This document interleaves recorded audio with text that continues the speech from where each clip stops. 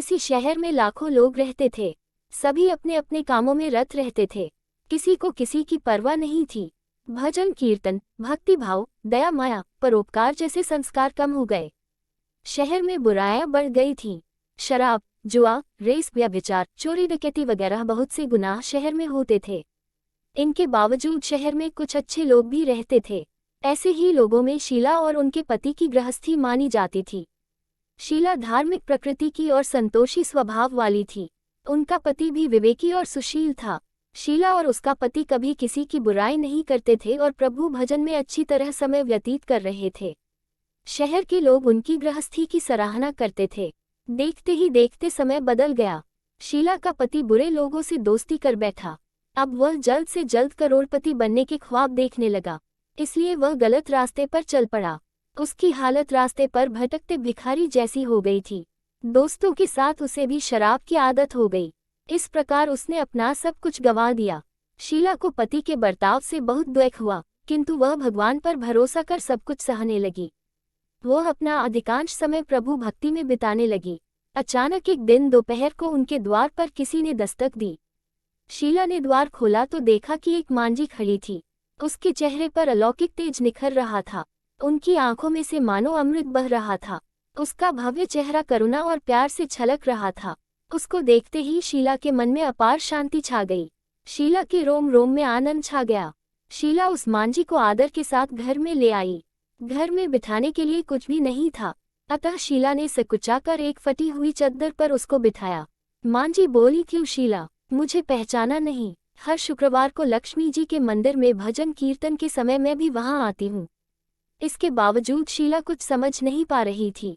फिर मांझी बोली, तुम बहुत दिनों से मंदिर नहीं आई, अतः मैं तुम्हें देखने चली आई। माताजी के अति प्रेम भरे शब्दों से शीला का हृदय पिघल गया। उसकी आंखों में आंसू आ गए और वह बिलख बिलख कर रोने लगी।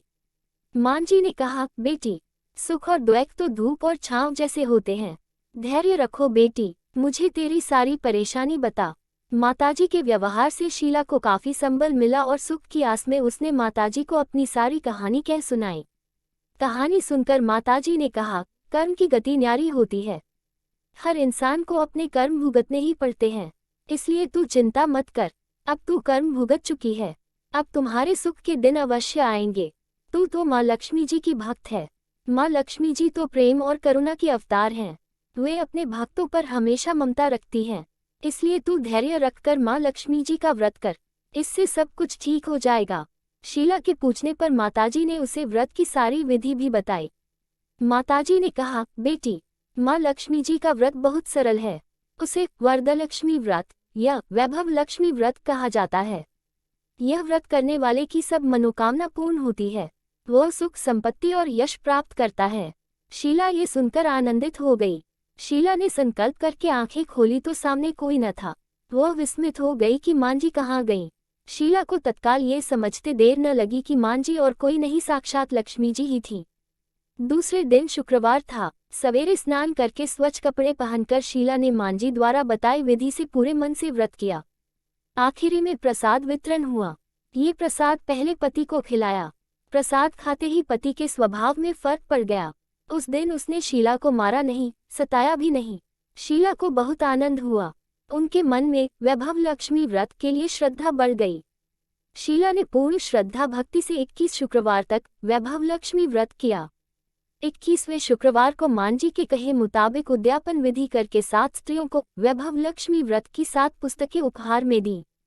फिर माताजी के धन लक्ष्मी स्वरूप की छवि को वंदन करके भाव से मन ही मन प्रार्थना करने लगी, हे माँ धनलक्ष्मी, मैंने आपका वैभव लक्ष्मी व्रत करने की मन्नत मानी थी, वह व्रत आज पूर्ण किया है। हे माँ, मेरी हर विपत्ति दूर करो, हमारा सबका कल्याण करो। जिसे संतान न हो उसे संतान देना, सौभाग्यवती स्त्री का सौभाग्य अखंड रखना, कुंवारी लड़की को मनभावन पति देना। जो आपका ये चमत्कारी वैभव लक्ष्मी व्रत करे उनकी सब विपत्ति दूर करना, सभी को सुखी करना। हे माँ, आपकी महिमा अपार है। ऐसा बोलकर लक्ष्मी जी के धनलक्ष्मी स्वरूप की छवि को प्रणाम किया। व्रत के प्रभाव से शीला का पति अच्छा आदमी बन गया और कड़ी मेहनत करके व्यवसाय करने लगा। उसने तुरंत शीला के गिरवी रखे गहने छुड़ा लिए। घर में धन की बाढ़ सी आ गई। घर में पहले जैसी सुख शांति छा गई। वैभव लक्ष्मी व्रत का प्रभाव देखकर मोहल्ले की दूसरी स्त्रियां भी विधिपूर्वक वैभव लक्ष्मी व्रत करने लगी। वैभव लक्ष्मी व्रत 7, 11 या 21 जितने भी शुक्रवारों की मन्नत मांगी हो उतने शुक्रवार तक ये व्रत पूरी श्रद्धा तथा भावना के साथ करना चाहिए। आखिरी शुक्रवार को इसका शास्त्रीय विधि के अनुसार उद्यापन करना चाहिए। आखिरी शुक्रवार को प्रसाद के लिए खीर बनानी चाहिए। जिस प्रकार हर शुक्रवार को हम पूजन करते हैं वैसे ही करना चाहिए। पूजन के बाद मां के सामने एक श्रीफल फोड़े, फिर कम से कम 7 कुंवारी कन्याओं या सौभाग्यशाली स्त्रियों को कुमकुम का तिलक लगाकर मां वैभव लक्ष्मी व्रत कथा की पुस्तक की एक एक प्रति उपहार में देनी चाहिए और सबको खीर का प्रसाद देना चाहिए। इसके बाद मां लक्ष्मी जी को श्रद्धा सहित प्रणाम करना चाहिए। फिर माताजी के धन लक्ष्मी स्वरूप की छवि को वंदन करके भाव से मन ही मन प्रार्थना करें, हे मां धन लक्ष्मी, मैंने आपका वैभव लक्ष्मी व्रत करने की मन्नत मानी थी, वह व्रत आज पूर्ण किया है। हे मां, हमारी जो मनोकामना हो वह बोले मनोकामना पूर्ण करें। हमारी हर विपत्ति दूर करो, हमारा सबका कल्याण करो। जिसे संतान न हो उसे संतान देना, सौभाग्यवती स्त्री का सौभाग्य अखंड रखना, कुंवारी लड़की को मनभावन पति देना। जो आपका ये चमत्कारी वैभव लक्ष्मी व्रत करे उनकी सब विपत्ति दूर करना, सभी को सुखी करना। हे मां, आपकी महिमा अपार है, आपकी जय हो। ऐसा बोलकर लक्ष्मी जी के धन लक्ष्मी स्वरूप की छवि को प्रणाम करे।